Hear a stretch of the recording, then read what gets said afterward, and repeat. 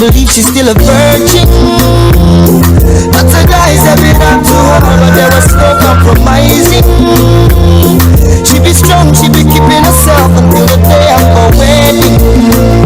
Under the right ceiling, with the right person, a person deserving of a special kind of loving. Every time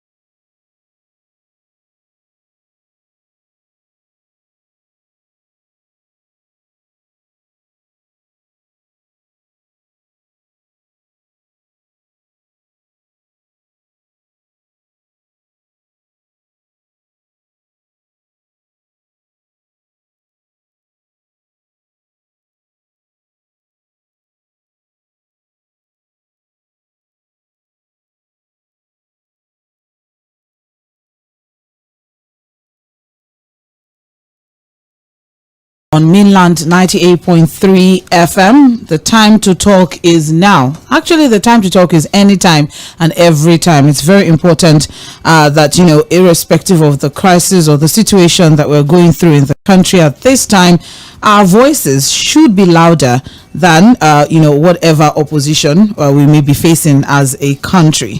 My name is Omobola Sandra. You're welcome to Open Forum. Happens every Thursday from 1 p.m. to 3 p.m. 2 hours where we have conversations, with varying topics, just to ensure that we bring to fore a lot of regards different topics. Today we're going to be looking at the economy.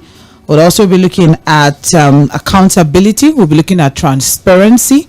We'll also be looking at the security situation of the country against the backdrop of the recent kidnapping that happened in Benue State. That's what we're going to be looking at for the next 2 hours. I will not be doing this alone. Joining me in the studio on this train is Matthew Okodwa. Good afternoon. Good afternoon. Yes. You're welcome, because Fuad just has a lot to share, and it only makes sense for him to be on the other side of the mic. So you're welcome once again, Fuad. This is a successful coup d'etat. Very successful. Very bloodless. It's called a palace coup. But it was a good. It was for the coup. But again, we are committed to democracy on this platform. So, but again, it's a beautiful time to be on radio again to discuss issues affecting our national life. You said something now as regards democracy. I know we had midweek politics yesterday. I know this is not a political show, but it is open forum. Interesting things are happening in Edo State. I don't know. I really don't know. In recent times, ever since we had the general elections last year, there has been just a spiral of different activities and different actions. We've been seeing body languages from our governors, and as long as it doesn't affect the democratic process.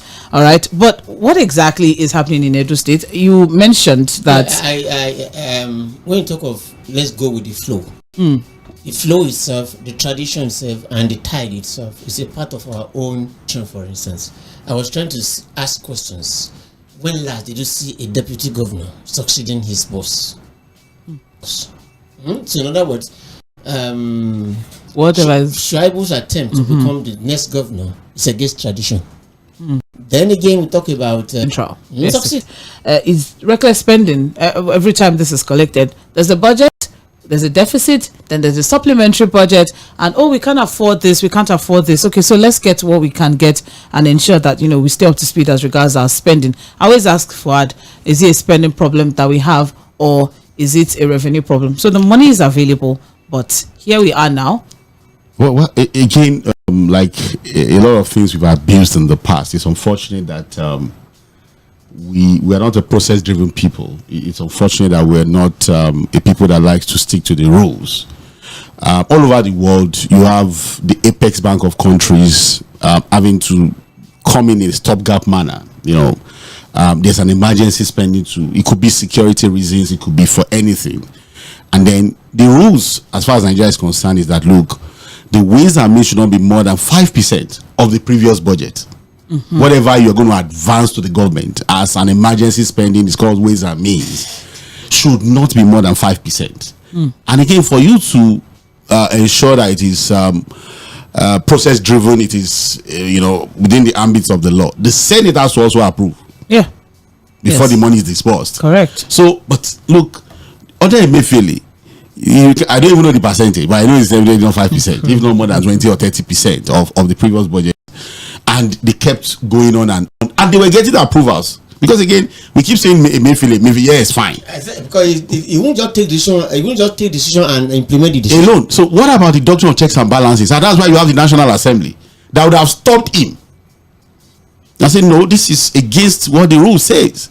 So they kept coming and he was getting approvals, and that was why you saw the back and forth between the current Senate President Godswill Akpabio and Senator Yundume. You were there. He said, I'm not there. You were there when it was happening. But that's the reality of things. A majority of the so-called senators were part of the ninth. Yes, even majority. The ninth National Assembly, Senate President then, Ahmed Lawan, Senator Ahmed, is still a member of this 10th Senate. Of this 10th and under him, he saw this happen.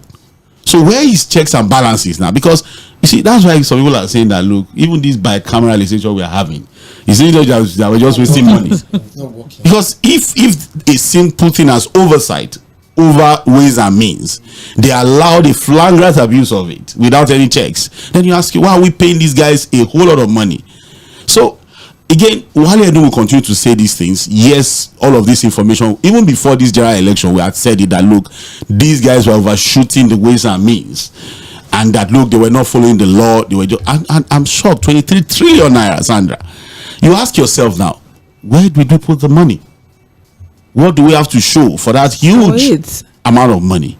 So again, it is what it is. But you see, people will say that look, the problem is not the issue here. We have made the mistake. Things have happened. EFCC is from one court to another court, from one issue to another issue. Piling up for him. But I'm like, what does Minister Wale Edu want us to do as a people with that information? Well, he's trying to bring to fore, I'm quoting him now, saying that the consequence of the 8 years of printing money without productivity, yes, all right, is the high inflation confronting the country now. we know. We okay. So we that, agree. that's where, okay. So That's where what we do are. we now do with that information? Clap for him. Sir? Clap for him. I can't clap for Mr. Wale do with that information No, because for giving you that information. we already you clap know. for him. Okay, we clap for him. Yes. I won't clap for him. Well, Because I would have like, this is the problem. This is what we're doing to solve the problem. do you That's what I'm see expecting. it? Do you see it? Sorry, with the problem here is that we don't always learn from history. You understand? We are talking of democracy, just as Fuad said. Emefiele couldn't have decided on that and take the decision and implement the decision. There's a breach. There's a stopgap measure To check all of these things, The yeah. Senate must check before the Senate approves ways and means. They would have how did you spend the budget that you now find that is no more enough? And then you need some emergency. Thank you. That's because ordinarily from what the ways and means is supposed to do is supposed to be a temporary meet up to any Emergency, deficit. yeah. When the budget is finished, or when new issues come that we are not covered. And you know, sir, we had several supplementary budgets in 2020. There are about 2 supplementary budgets. No, we had 3. We had two. We had one under Muhammadu and then Buhari, towards the end of the and then year- towards the end under Tinubu. this Yes, current Tinubu president. administration. So a lot of people are tired of the excuses, and everybody keeps coming to tell us we met an empty treasury. The Buhari government ruined the economy. Emefiele did this. Emefiele did that. Even a Godswill Akpabio, Senate president, is saying the same thing. I think by now, 9 months into this new government, what we should be hearing to say that look, okay, all of the shenanigans that happened under Emefiele and the Buhari government, the appropriate institutions are dealing with it. They are investigating. So they are moving ahead. But this is what we're doing to get the country back on track. Highlighting, what Mr. Wale is trying to bring out here is the fact that the president is doing everything he can as regards revenue generation in order for there to be a cover up to all of these shortfalls that we have had from the past. From the past administration. That's what he's trying to bring here, saying that the president has put measures in place in trying to ensure that in the past few years in the non-oil sector we've been able to make this amount of money. These are the things. He's still not answering your question. We've talked about revenue or spending problem. That's okay. I was expecting, as we say, Mr. Wale, for example, will speak to the 2024 appropriation bill and continue to explain why we have all of the reckless appropriations in that particular bill. Because again, the same problem of the Emefiele era with not even the Emefiele, the last administration, where you keep having wasteful, reckless spending in our budget, is still subsistent. It's still what we are dealing with. So this government will go on this aggressive revenue drive, but we'll be using 6 billion to do car park, 5 billion to renovate house, 10 billion to do 15 billion to build the vice president's lodge. So when Mr. Wale keeps telling us, this was the problem, they messed up everything. And you are following the same thing. It's the same thing.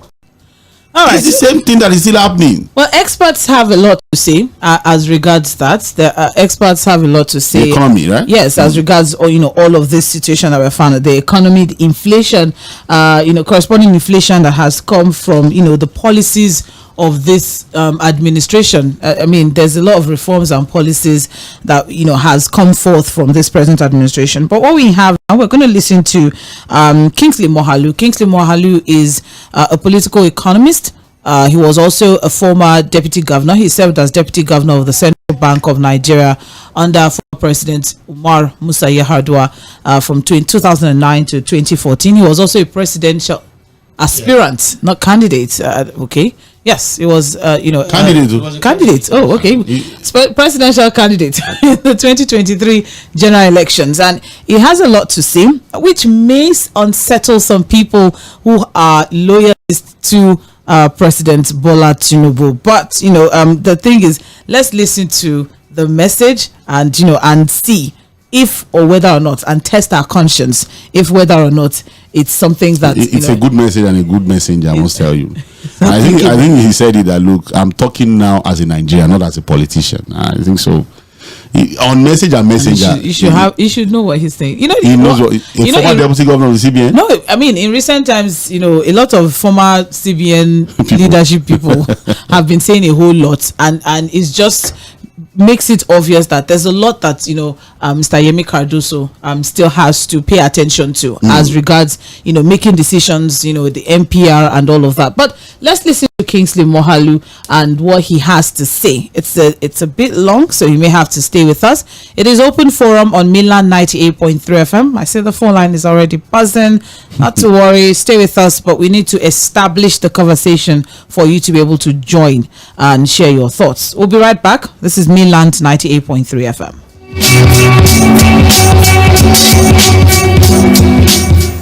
My name is Kingsley Moghalu, and I have the great honor to be your keynote speaker at this event this morning. I'm very humbled, and I thank the leadership group for deeming me worthy to serve in this capacity. Before I go into my lecture, which I'll try to keep to about 30-35 minutes, max 40, or 30 minutes actually. We will not go more than 30 minutes. But the lecture will be in written form, and we will make it available to everyone with details. So I'll simply summarize it. But before I do so, I just want to say that I'm here as a professional. I'm here as a technocrat and nothing else. I'm here as a patriot as well, a man who loves this country. It's sometimes our habit in Nigeria to filter things through various lenses. And so I want to be very clear who I am at this occasion and where I'm coming from. I am not a politician. I want to be very clear. Yes, it is historically a fact that I ran for president at some point, but I am not a politician at all. I ran simply because I felt the country was going into the ground, and simply I expressed myself by presenting Nigeria with a different vision, and I think we made some impact that opened the way for other people to come, and I think the rest is history. So let me go into my keynote remarks this morning, and our subject is Nigeria's distressed economy. Which way forward? That is the topic of the moment. And let me begin by saying, let me get my watch out so that I can time myself. So I want to